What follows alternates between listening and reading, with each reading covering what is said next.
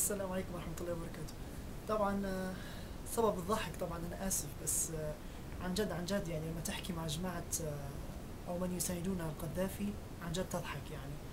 بس أعطيكم نبذة مختصرة عن ما يبعث إلي، يعني إن عصابات ساركوزي أو العصابات الفرنسية قامت بقتل 11 ألف مواطن ليبي فقط في مدينتي بنغازي ومدينة البيضاء. يعني فقط 11 ألف بس قتلوا يعني. نصف سكان بنغازي لاجئين حاليا في الحدود المصرية. على العموم مش هذا موضوعنا، حبيت أرد بس على بعض فضائح المجلس الانتقالي. هي فضائح عديدة ذكروها، طبعا إن شاء الله حرد عليها كل واحدة في مقطع، بس حبيت نتكلم على شيء واحد. عبد الفتاح يونس. طبعا قالوا ان عبد الفتاح يونس هو الذي امر باطلاق النار على المتظاهرين في سنة 2006 في احداث السفارة الايطالية، عندما سب وزير ايطالي الرسول عليه الصلاة والسلام، او قام بتوزيع ماليات او تيشرتات عليها صور مسيئة للرسول مجانا. فاحتج الشباب الليبي، فقامت الحكومة الليبية بقتل 14 الى 15 شاب، احدهم قريبي ابن خال ابي. اوكي، شاب صغير لا يتعدى 17 سنة رحمة الله عليه. على العموم هم قالوا بأن فضيحة عبد الفتاح يونس بأنه هو من أمر بإطلاق النار، لأنه كان المسؤول على المنطقة الشرقية في ذلك الوقت.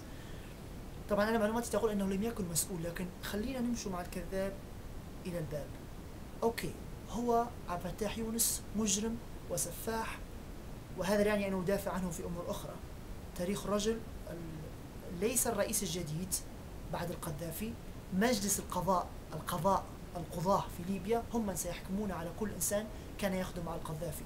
إذا كان أخطاء تستدعي إقامة الحد، أنا أدعو بشدة إلى إقامة الحد عليه، سواء كان حد سرقة، حد تعذيب، حد قتل، الله أعلم، كل إنسان وأخطاء، والحكومة أدرى، أو مش الحكومة، أو الشعب اللي يعيش في ليبيا والناس اللي أكثر مني خبرة أدرى، هم اللي يقيموا من السيء ومن الجيد. أنا الآن أتكلم عن هذه الجزئية فقط في حياة المسؤول اللي أنا أتكلم عنه توا. هم قالوا بأن عبد الفتاح يونس قام بإصدار أوامر بإطلاق النار على المتظاهرين وقتل 14 إلى 15 شاب ليبي.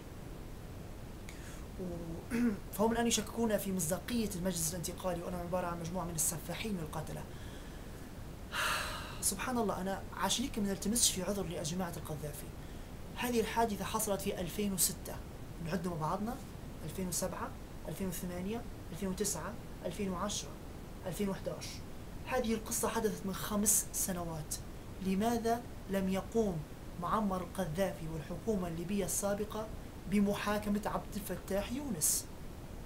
يعني أنا آسف، لكن هذه أسئلة حتى لو كنت أنا قذافي في الصميم. يعني قذافي هذه استغفر الله حتى نعبد فيه من دون الله أو نسجد له من دون الله، لكن عندي عقل نفكر به. إذا كان عبد الفتاح يونس سفاح وأمر بالقتل، وأنتم كلكم تعلمون، وهم جايبين طبعا مقاطع أن هذا هو الدليل، طيب لماذا لم يحاسب إلى الآن؟ لماذا القذافي تركه بدون محاسبة لمدة 6 سنوات؟ يعني سبحان الله. يعني أنا لا تعليق بصراحة، ومضحك الحديث أو الحوار مع أنصار القذافي، عن جد عن جد عن جد مضحك. يعني زمان كنت ننقهر شوي، بس تو تميت نضحك عليهم يعني، وربي يهديهم ويصلح حالهم ان شاء الله. بس قصدي المفروض احنا نشغلوا دماغنا. وعلى فكره كل مقطع حتنصدموا اكثر بطريقه تفكيره. يعني معلش ندمج مقطعين في مقطع، جايبين مصطفى عبد الجليل يسلم على مسؤول اجنبي، وبعدها جايبين مقطع ان معمر يسلم على نفس المسؤول، لكن المسؤول حب يد معمر. بيشوف وين العيب وين اوكي، معمر خلاهم يحبوا على يده، وعبد الجليل سلم عليهم ومعمر سلم عليهم. اذا يعني عار على عبد الجليل ومش عار على معمر القذافي. وسبحان الله هم حاطينه في نفس المقطع. معناها قصدي الواحد يشغل مخه شوية. والسلام عليكم ورحمة الله وبركاته.